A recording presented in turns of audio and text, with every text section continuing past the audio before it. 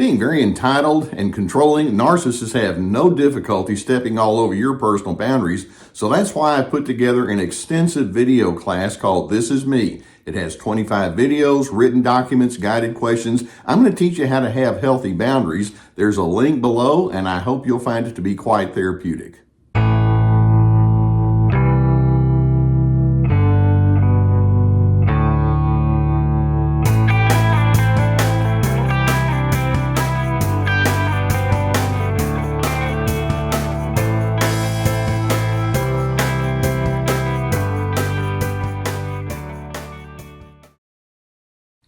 Through the years, as you might imagine, I have counseled with many individuals who themselves were in 12-step programs, or they had relatives in 12-step programs, or maybe they were in Al-Anon, something like that. And there's one thing that I so deeply appreciate about that entire movement, and that is the way they lay out the ways that you can get beyond some of your addictions. Now, it's so important for individuals to understand step number one, and because if you don't go with step number one, then you have nowhere else to move from there, which simply says we've admitted to ourselves that we are powerless over our addiction and that our lives have become unmanageable. That's the beginning point of true growth and healthiness. Now, what I want to do is I want to substitute the word narcissism for addiction and then take the same kind of thought. Would you ever think of a narcissist saying something like, we've admitted that we are powerless over our narcissism and that our lives had become unmanageable? And in the vast majority of cases, the answer is no, because most of them don't even think of themselves in those kind of terms in the first place. Narcissists think of themselves as very special and entitled, and they have a mindset that more or less implies you need more of me, I need more of me. They are addicted to their own self, to their own sense of entitlement, and this mindset can be summarized in one very simple notion, and that is, I must have power. That's their mindset, and I'm here to tell you today it's poisonous. Because whenever you go into this mindset that says, I must have power, it's unsustainable.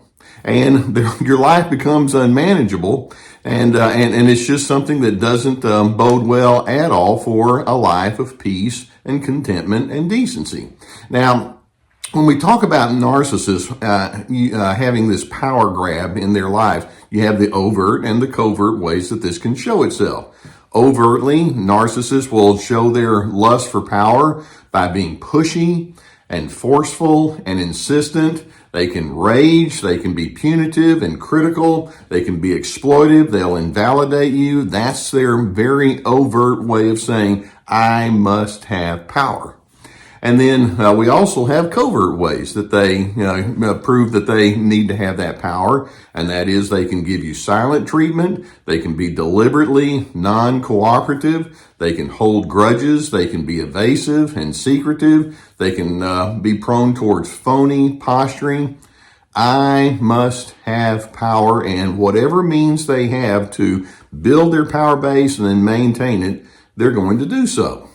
Now, let's understand that power in and of itself is not a bad thing when it's channeled in the right direction. You've heard me say the phrase, knowledge is power. When I have a good sense of knowledge, and if I use it properly, it can go towards a mind of wisdom, or maybe another way we can say it is power that's harnessed properly and it's tied to our sense of interconnectedness, leads to positive influence. And so healthy power means that you're decisive, or you can be assertive, or you can engage openly in discussions. When I say openly, that means two-way.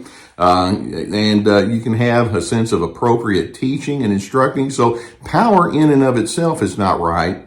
But when you take that and you add to it the narcissistic element, it's just pure poison. It's just like drinking something that's going to kill you.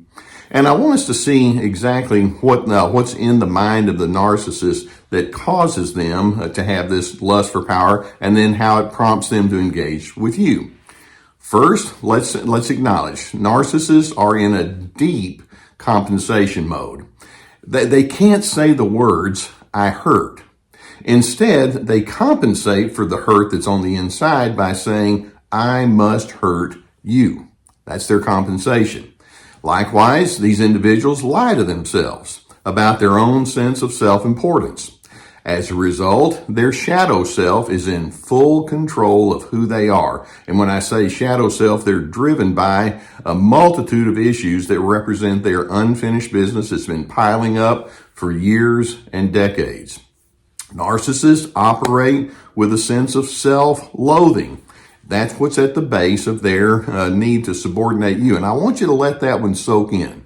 They operate with a sense of self-loathing. They cannot admit their own humanity because they're afraid of their own humanity. It's like, I do not like that part of myself to the extent that I refuse to acknowledge my weaknesses or the ways that I've contributed negatively. They hate that side of themselves, but instead they cover it up by projecting their loathing onto you. Likewise, to the narcissist, truth, and I put that in air quotes, is whatever suits them in the moment, because it's all about power. It's not about honesty. It's not about self-reflection. There is no overarching transcendence that they appeal to. And when I say that, love and goodness and decency and our interconnectedness, they don't think in those larger kinds of terms. Then, knowing that, we can see that to that power-hungry narcissist, the person in front of them is little more than just a prop. They're thinking, what can you do to make me look good? How can you solve my problems? And that's what you exist for. In addition, we can also say with this power mindset, with narcissists, the rules of engagement are murky at best. They keep shifting and changing based on whatever their need in the moment is. They have lots of double standards. They are shifty in what they actually live, the beliefs they actually live according to. Curiosity becomes lost because it's all about power. It's not about knowing you. Certainty is paramount. And they can't say, well, there's some things I just don't know about. Help me out. They can't do that.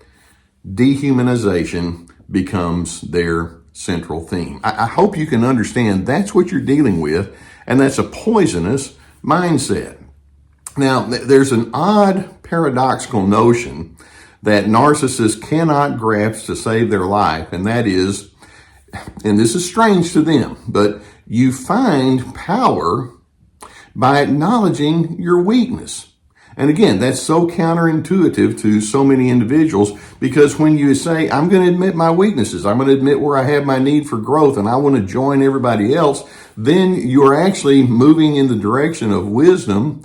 You're actually moving in the direction where you're capable of love. And by the way, that's why I so strongly emphasize DRC, dignity, respect, and civility. But that's something that's lost on them. But knowing that, here's the challenge that you have as you see this and you experience this when you're engaging with that narcissist. And that is simply this. Don't try to flip the script onto them. In other words, when they come at you with their power-hungry mindset, the last thing you need to do is say, well, I'll give you a taste of your own medicine. I'm going to be powerful over you. Because you see, again, that's just a part of their compensation mode. And what you're saying is, I'm going to enter into the competition with you. You think you're going to win, but I'm going to win. And we don't want to think like that. Instead, my response to that narcissist who says, I must have power, is to basically, at least in my mind, I'm going to be thinking, I see through your pitiable game, and I choose not to drink your poison. Decency is my calling card. I'm going to be honest about my own proclivity toward errors, and I'll look forward to the growth that generates. I feel no need to prove myself at someone else's expense. I choose not to play the role of your subordinate, nor do I feel the need to put anyone subordinate to me. I'm my own distinct person, and if that bothers you, I'm not going to defend myself. Living under another person's power mindset requires me to lose or give up my sense of choice, and that's not something I'm willing to do. So when the narcissist comes toward you with this mindset where they insist, I must have power, I hope that you realize the poison that represents. And it's the proverbial, they sold their soul to the devil kind of mindset. And that's what they want to live for. That's what makes them feel significant. I feel sorry for them. That means that they're addicted then to their own foolishness, to their own contempt, to their own degradation, to their own sense of meanness. That's what they are feeding. And my response to all of that is, I'm not going to participate in that. Now, I hope that videos such as this give you some good insight regarding what you're dealing with. And I hope it also prompts you to think strongly about who you are and how you can be a difference maker and a power person in a very, very different kind of way. Power, when I say influence towards love and goodness and decency. If you've not already hit that subscribe button, I would encourage you to do so, and we'll keep more videos coming in your direction. I don't know if you can hear, Gus is behind me snoring again, but Gus and I are going to continue to bring these videos to you, and I hope you can keep learning. Thank you for having me on your journey.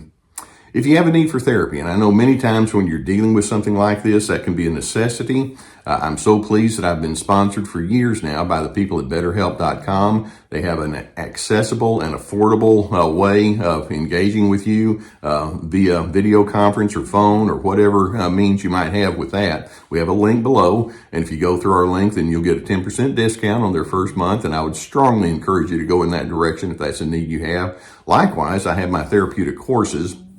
These courses are like signing up for an online class. It's very extensive, multiple videos per course with written documents and guided questions, ready, set, connect, about having good connection skills. So this is me establishing those boundaries, free to be, finding yourself despite the controllers.